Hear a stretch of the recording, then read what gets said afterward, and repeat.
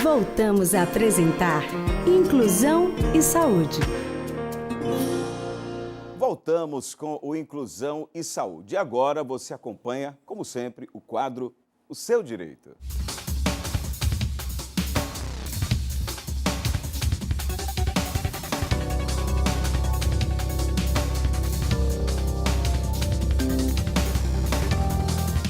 E já está conosco o advogado André Cazucas. Mais uma vez, bem-vindo, doutor André. É uma satisfação estar aqui. Hoje nós temos um tema bastante palpitante que gera muitas polêmicas. Com certeza, mas é lógico que fazemos, como sempre, referência às pessoas que precisam dessas informações. Por exemplo, no que se refere à questão da saúde, de pessoas que têm necessidade de adquirir medicamentos ou outros tipos de insumos que são caros, o poder público, nesse caso concreto, o Estado, ou em conjunto com o município, eles têm a obrigação de fornecer, né, suplemento alimentar, pessoas que precisam disso. Mas aí, quem é que efetivamente tem direito a isso? Vamos lá.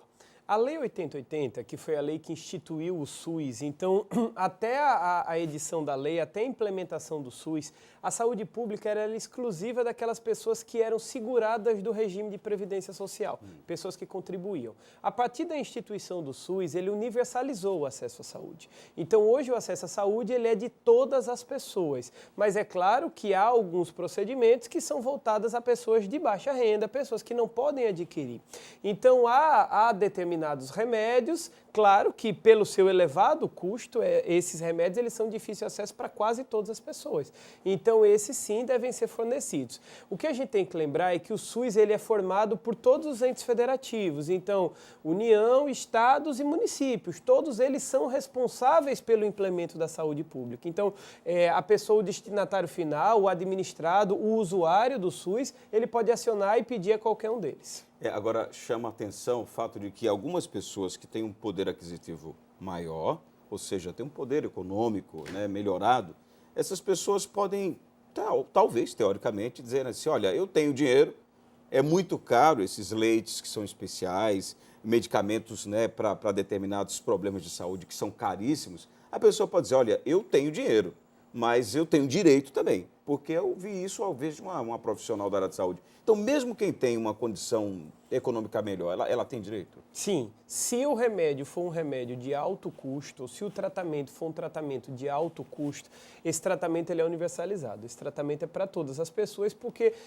ainda que a pessoa tenha uma condição financeira um pouco melhor, não se vai levar alguém à penúria pelo tratamento de saúde, ou uma situação econômica bastante deplorável, porque senão essa mesma pessoa ela vai depender de programas assistenciais no futuro. Então, o que se pretende é se fazer a questão equilibrada. É claro que há medicamentos que são medicamentos mais baratos, são medicamentos de um custo mais baixo, que essas pessoas que têm uma renda mais equilibrada, elas não precisam fazer uso através de farmácias populares e daí por diante. Mas há outros em que ela precisa sim, e aí ela pode fazer o cadastro, ela deve verificar há uma lista de medicamentos, um rol de medicamentos no site do Ministério da Saúde, a pessoa pode verificar. E há também o problema daqueles medicamentos que o médico passa e que não estão no rol lá do Ministério da Saúde. É exatamente isso que eu queria comentar. Bom, e neste caso, doutor André, quando o nome está nesta lista, o que a pessoa tem que fazer? Veja, a primeira coisa é verificar se esse remédio ele é liberado pela Agência Nacional de Vigilância Sanitária,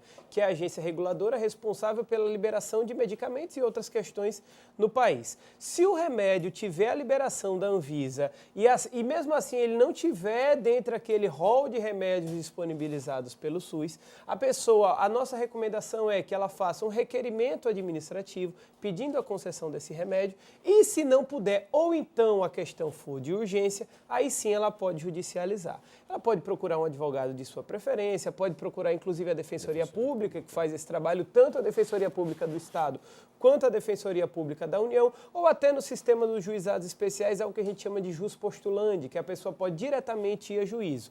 O problema disso é que é uma via mais estreita e para demandas de um valor mais baixo. Aqueles remédios de alto valor não são remédios acessíveis ao juizado da Fazenda Pública. Bom, mas a coisa não para por aí, sabe? Porque nós estamos acompanhando um caso recente de uma mãe, né, que tem um filho que é uma pessoa com deficiência, né, de 12 anos, e há 6 meses e alguns dias ela não recebe o suplemento alimentar que o menino precisa, não recebe as fraldas, e que tudo isso ela conseguiu via Tribunal de Justiça, através da intervenção da Defensoria Pública. E aí, quando até mesmo assim, aí nesse caso a responsabilidade é do município, o município diz, olha, não tem dinheiro para comprar e fique aguardando. Como é que faz nessa hora? Veja, no caso em apreço, no caso da sua pergunta, há uma decisão judicial transitada em julgado, que é aquela que não cabe mais recurso. Nesse momento, não há mais discussão sobre a matéria.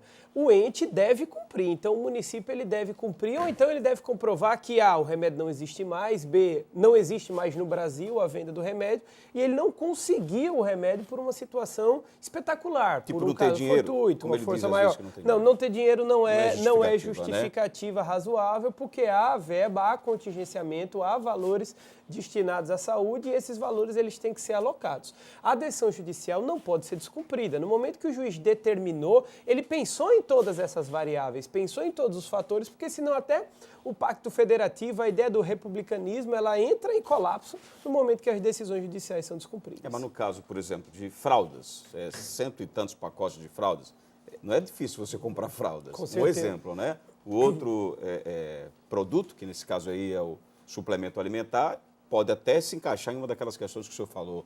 Então, qual seria o caminho, qual seria o remédio para essa mãe?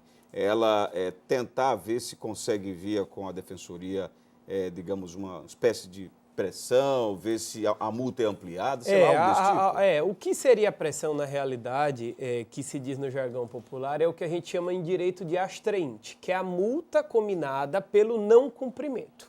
Então, cada dia que o ente federativo ele deixa de fornecer aquela fralda, aquele suplemento, aquele medicamento, há uma multa combinada. Então, a nossa sugestão, já que há um descumprimento, é que haja uma majoração da multa, que essa multa ela tenha o seu valor elevado e que também, se possível, ela seja determinada no CPF do administrador, do gestor. Porque assim, com certeza, ele vai ter um cuidado maior, porque afinal não vai ser o dinheiro não vai sair do erário, não vão ser os cofres públicos que vão pagar, vai ser o próprio administrador, ele vai ter um cuidado maior para o fornecimento. A gente está falando de saúde, a gente está falando de vida, a gente está falando de subsistência. Até porque a mãe, no caso os pais, vão ter que pagar e eles estão comprando, e é caro, comprando essa quantidade exorbitante de fraldas e de suplemento também, porque são 12 latas de um suplemento que é caríssimo, né? Então, os pais têm que se virar. Há situações de famílias que vendem a casa, que vendem o automóvel, que vendem tudo o que possuem para poder comprar durante um período curto de tempo. Então, o Estado ele não pode ficar inerte a isso, o Estado ele tem que estar atento, afinal, todo o pacto social, toda a ideia de formação do órgão público e do ente público, ele vem para promover medidas, e sejam medidas sociais, medidas de segurança e medidas de saúde. Então, se o Estado não puder atender, quem vai amparar essas famílias? Doutor André, muito obrigado mais uma vez pela sua participação aqui no nosso programa. Eu que agradeço, esse tema é muito importante. Desejo sorte a todos os pais, todas as mães, todas as famílias que têm que lidar, infelizmente,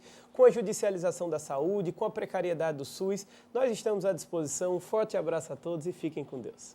Pois é, esse foi o nosso Inclusão em Saúde de hoje. Mais uma vez agradecendo a você que interage, que manda a sua mensagem, que traz a sua participação com o nosso programa. Continua fazendo isso. Acesse as nossas redes sociais através do www.facebook.com/apaiaracaju ou pelo Instagram, @apaiaracaju, ou ainda você interagindo conosco pelo nosso canal no YouTube. É muito importante, tanto que você se inscreva no canal, né, peça para ser notificado sempre que houver novas publicações e, ao mesmo tempo, você curte lá, deixa a sua mensagem, dizendo se gostou, se não gostou do tema, qual é o seu entendimento sobre o assunto, enfim, é muito importante. Vai no nosso canal do YouTube. Entra no YouTube, é bem fácil. Entra no YouTube, aí você coloca naquela lupazinha lá, procura APAI de Aracaju. Já vai achar o nosso canal. Clica, vai ter todas as informações lá a respeito da entidade. Porque a APAI de Aracaju é a mantenedora exatamente desse programa aqui na TV APNP. Ela é a responsável, através do seu setor de comunicação, para produzir, para colocar exatamente no ar esse programa. Então, muito obrigado pela sua participação. Agradecendo a nossa equipe, toda ela, né, em conjunto, trabalhando sempre para levar todo o nosso conteúdo até o seu lar, a você que nos acompanha. Ao Miltinho, ao João Paulo, que hoje deu um duro danado, também conosco o seu Paulo, o seu Gerivaldo, o Jorge, como diz o doutor André Cazucas, enfim, toda a equipe e ao setor de comunicação da APAI de Aracaju. Fiquem todos com Deus e até a próxima edição. Você assistiu Inclusão e Saúde, uma realização APAE de Aracaju.